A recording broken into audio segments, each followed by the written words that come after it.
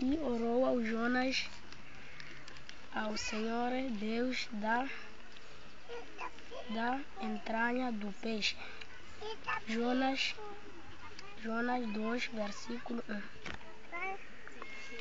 Porque o Filho do Homem veio buscar e salvar o que se havia perdido. Eu sou o bom pastor da sua vida pelas ovelhas.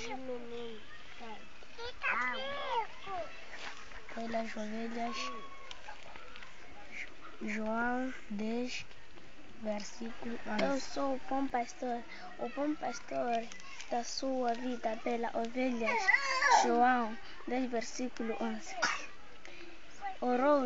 Orou Jonas ao Senhor, seu Deus, das entranhas do peixe. Jonas 10, versículo 1. Porque o Filho do Homem veio buscar e salvar o que se havia perdido. Lucas 19, versículo 2. Eu sou o bom pastor da sua vida pelas ovelhas. João 10, versículo 11. Porque o Filho do Homem veio buscar e salvar o que se havia perdido. Lucas 19, versículo 10. Orou Jonas ao Senhor Deus das entranhas do peixe. Jonas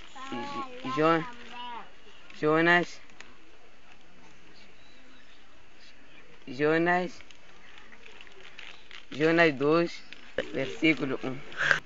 E orou Jonas ao Senhor seu Deus das entranhas do peixe.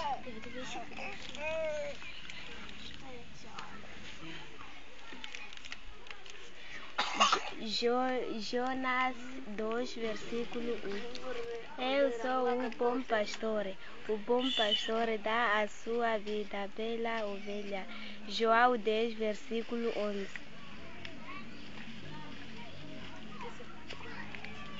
Por quê? Porque o Filho do Homem veio buscar e salvar o que se havia perdido. Porque o Filho do Homem veio buscar e salvar o que se tinha perdido. Eu sou um bom pastor, o bom pastor que dá sua vida pelas ovelhas.